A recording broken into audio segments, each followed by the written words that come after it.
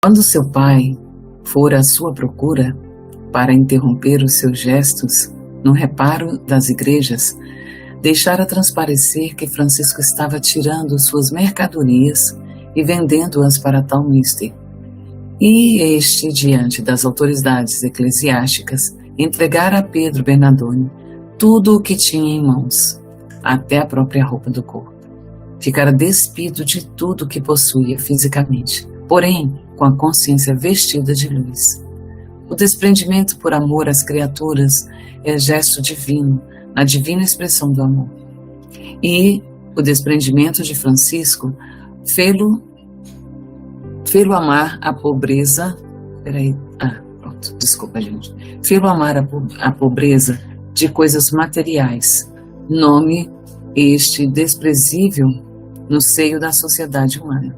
Pobreza, no dicionário de Francisco de Assis, não é miséria, não é sujeira, não é incompetência para discernir as coisas, não é fome ou preguiça, não é mendicância, é integração na vida natural, é fraternal, universal, que Deus abençoa no cântico dos pássaros, no soprar do vento, na claridade do sol, no borbulhar das águas, na simplicidade das árvores, na candura dos peixes, nos raios das estrelas e no amor mais puro dos homens, que hoje poderemos traduzir como um socialismo cristão. Força poderosa que se alastra no mundo inteiro e que, a consequência da vida, transformará em denominador comum de todos os povos. Léo, eu já quero falar. Oi. É que eu lembrei, essa semana eu lembrei de duas coisas. Essa semana eu vi uma mensagem do Chico, um vídeo do Chico Xavier, que um rapaz perguntava sobre a pobreza, né? Aí ele falou: eu nasci nessa condição e eu tenho, é como se tivesse um chamado mesmo para continuar sendo, né, humilde. Ele falou: se eu ganhasse R$1 milhão, não, isso não condiz com a minha missão aqui que eu tenho, né? Então, é porque a gente ouve muitas pessoas falando que querem dinheiro, né? E aí eu lembrei de outra história, não sei se vocês conhecem, que é um pai que é bem antiga, acho que talvez a Léo já conheça. O filho queria dormir na casa de um amigo, e o amigo morava numa fazenda, um lugar assim. E aí o pai preocupado, porque falou: nossa, o menino acostumado com a nossa casa, cheia de, né, conforto e tudo, e vai chegar lá nessa casinha tão humilde e tal. E aí, mas o filho insistiu e o pai deixou. E aí quando o filho voltou, o pai preocupado, né, como é que foi a noite, meu filho, você conseguiu dormir? E aí ele vai descrevendo exatamente como o Francisco de Assis fala aqui. Ele fala: pai, lá é maravilhoso, lá eles têm, assim, não precisa da luz, tem as estrelas do céu, e vai descrevendo tudo que ele viu ali. É muito lindo. Depois eu vou ver se eu encontro e mostro para vocês. Eu acho que uma vez você passou esse texto. Acho que era naquela época que eu dava aula de yoga, de vez em quando eu lia ele, né? Então é muito lindo. Aí eu me lembrei dele. Depois eu passo. Ouvi uma coisa parecida com essa, assim, de um morador de rua. A gente fazia um trabalho assistencial e o morador de rua estava lá, um senhorzinho, fica lá no setor comercial sul. E ele é muito respeitado, com todo mundo gosta muito dele, os comerciantes, o pessoal todo. Parece que ele gosta de viver na rua. Ele é um morador de rua que gosta de viver lá na rua. E aí eu conversando com ele, né, e assim, né, achando, né, a condição de morar na rua terrível, olhando pelo aspecto, né. Aí eu fui lá conversar com ele, a gente batendo papo, gostando muito dele, a gente sempre encontrava com ele, batia papo. Pois é, né, seu Antônio, né, essa situação, morar assim e tal. Aí ele olhou bem sério: morar assim como? Aí na hora, e ele é pequititinho, é o grandona. Aí sabe o que eu disse? Aí, olha, o céu que eu tô vendo.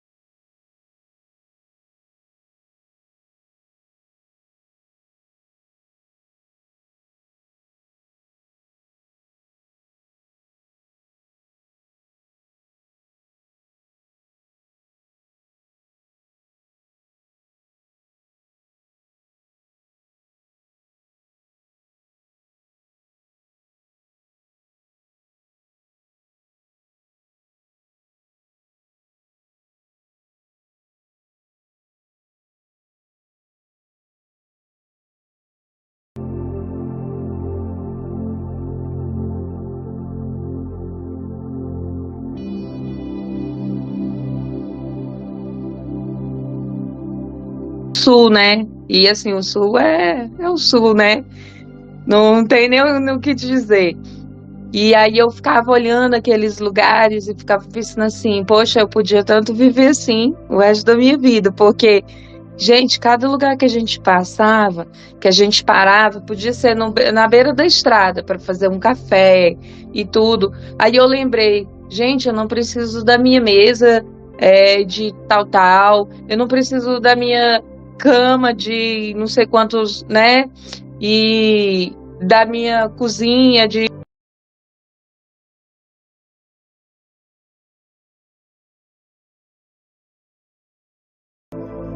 começar assim a contemplar mais as coisas assim que Deus faz, né? Porque era cada árvore linda que dava vontade de você colocar no caminhão e trazer para casa. Era cada coisa linda. Então, assim, eu comecei a pensar assim, como é difícil a gente assim, não abandonar, mas desprender daquilo que a gente acha que é tão necessário pra gente. E não é, porque ali a gente passa meses e meses e vive feliz com tão pouco, porque você tem que levar pouca roupa, você tem que levar, tem coisas que faltam e você vai ter que comprar, assim. Então, assim, vai chegar dias que você vai ter que cozinhar na rua, na chuva. Então, assim, eu acho muito parecido com isso aí. Quando você falou, parece que eu me via nessa história, porque eu saí de um conforto da minha casa, né? E viver assim, às vezes a gente sentava e ficava contemplando a natureza. E quando chegava nas praias, eu pensava, gente, eu não preciso de nada, eu não preciso de nada, de nada, de nada. E assim, a gente luta tanto para eu quero tal coisa nova e ainda dá para usar, eu quero tal coisa. E aí eu vi assim, o mínimo que a gente consegue viver com aquele mínimo, né? Aí por isso que eu entendi sobre o mendigo que você falou, né? Mas realmente o mundo da pessoa. Assim, para as férias é ótimo, né? Agora eu não sei se eu aguentaria o resto da vida, né? Mas é um estilo de vida que é bom você experimentar, porque você vai ver assim os valores de cada coisa, né? Os valores da gente estar jantando ali, chegar uma pessoa e pedir um prato de comida, né? E vários outros fatores, né? E a gente vê que não precisa de tanta coisa, porque hoje em dia a gente acarreta tantas coisas, a gente busca tantas coisas, né? E às vezes não é tão necessário. Eu descobri que não é tão necessário, né? Você pode muito bem viver com tão pouco e ser feliz, né? Porque Deus te dá isso. Nossa, as coisas que eu vi, que ali eu convivi e experimentei, para mim, eu vou levar pro resto da minha vida, né? Então, para não ficar mais longo, é isso que eu ia falar. Essa coisa que você está falando faz muita parte do dia a dia da gente. Quem aqui desde criança não acompanha seus pais indo no mercado fazendo as compras do mês? Vamos estocar. Vai faltar tal utensílio, tal mantimento. Vamos estocar. Ninguém nessa hora pensa em ninguém. Não, vou estocar porque se faltar eu tenho em casa. Essa coisa do supérfluo, do necessário, é uma briga eterna em todos os nossos corações. A gente, na verdade, tem muita dificuldade de aceitar que uma coisa é supérflua. Ele foi criado assim. E isso é um trabalho, esse exercício que você fez é fantástico, porque essa descoberta é muito importante no nosso íntimo. Realmente a gente ter noção do que é supérfluo e do que é necessário. E quando a gente atinge esse estado, a gente vê que, na verdade, tudo é supérfluo. A gente não precisa de nada. A gente não precisa de posse de nada. O que a gente precisa naquele momento, a gente trabalha por ele. E assim vai. Mas desenvolver essa capacidade, aceitar isso, para a gente aceitar isso, ainda é uma dificuldade imensa. E quando o Silvio contou esse caso do supermercado, né, quando criança, eu me lembrei de um outro aspecto, também ligado quando criança, que é a gente se inspirar um pouco, né, um pouco mais, né, procurar ter essa criança interior, porque a criança, ela se diverte em qualquer situação, né? Então, quando o Silvio falou ali do supermercado, eu fui me lembrar, gente, como era divertido ficar olhando, ficar percebendo. Quando ia ali, dar um passeio ali fora, eram os passarinhos, eram as borboletas, ia subir em árvore. E essa percepção da criança em que tem esse encantamento com a vida, está muito ligado com isso. Não precisamos ter tantos aspectos aqui materiais, curtir mais tudo, as coisas mais simples, tem uma beleza, uma riqueza imensa, né?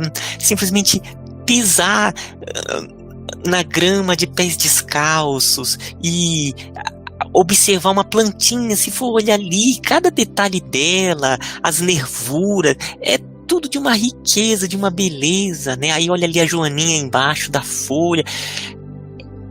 Trazer um pouco também essa criança, tá muito... muda essa percepção, acaba trabalhando essa percepção da riqueza da vida, né, que é algo profundamente franciscano. Franciscano, por onde ele andava, ele estava interagindo com o vento, né, irmão vento, né, leve a boa nova a todos os cantos, raio do sol. Essa criança interior que a gente também tem que estar cuidando. Eu lembrei da Lucianinha nossa, né? Que você falou dessas pequenas coisas, aí a Luciana mostrou umas fotografias de florzinhas, né? Do Cerrado. Aí teve um dia que eu me encontrei com ela, a gente foi aqui no Jardim Botânico e aí ela me mostrou algumas florzinhas. Então, pela foto, parecia que a flor era enorme, né? E as florzinhas eram bem pequenininhas assim. E é tão interessante isso, às vezes a gente passa no meio do caminho, elas estão ali tão pequenininhas, a gente não vê. E é uma beleza tão grande, uma florzinha miudinha, no meio daquele mato, no meio dessa confusão toda, né, da cidade. E é muito bonitinho. Aí eu lembrei disso agora, que a Luciana fez essas flores crescerem de tamanho. E elas eram bem pititicas. E é isso, né, o valor que a gente dá, o verdadeiro valor que a gente dá para as coisas, né? Elas se tornam gigantes. E às vezes a gente não precisa de muito mesmo. É isso, Ariadne. É verdade. Eu, lembrando agora do Ismael falando de criança e tudo, eu passei também por uma outra experiência sobre isso, que eu achei interessante. Aniversário da minha primeira filha, de 3 anos, a gente fez uma festa e tal, né? E aí ela ganhou o primeiro presente. Ela achou bacana, abriu o primeiro presente. 3 anos. Aí veio o segundo presente, ela já ficou meio assim. Quando chegou no terceiro presente, na terceira pessoa, ela olhou para mim: mãe, eu já ganhei presente. E ela ficou brava, assim, mas eu não... E eu assim, mas filha, e ela assim, do quarto em diante, ela não queria mais. Aí tinha que deixar longe. Ela não queria mais, ela não entendia. Aí eu falei, gente, olha o que eu estou fazendo com ela, olha o que eu fiz com ela, né? Com todas. Ela não queria presente. Ela queria tava bom um presente. Segundo, ela ainda foi. No terceiro em diante, ela, tipo, eu já ganhei, eu não preciso de mais. E a gente vai e ensina a criança depois, aí a partir do quarto, do quinto, do sexto ano, quanto mais presente, melhor. E aí a gente que estragou ela. Assim, a criança em si, ela tem isso, né? É interessante. Ainda tem aquela brincadeira de pegar o papel de presente, botar debaixo do colchão, que é para atrair mais presente. Ainda tinha isso. E é verdade, é uma bobeira, né? Olha isso. A gente tem muito que aprender, meu Deus do céu. Eu lembrei se eu contar essa história, ainda tem um minutinho aqui, eu vou contar essa também, que o Vitor uma vez, todo mundo falou Papai Noel, né, no Natal, Papai Noel vai chegar e vai trazer presente e tudo. E aí depois que o Papai Noel veio e trouxe os presentes, aí ele entregou um desenho pro Papai Noel. Ele falou, eu fiz um presente para você. Achei lindo também. Falei, nossa, ninguém pensou nisso, né, que o Papai Noel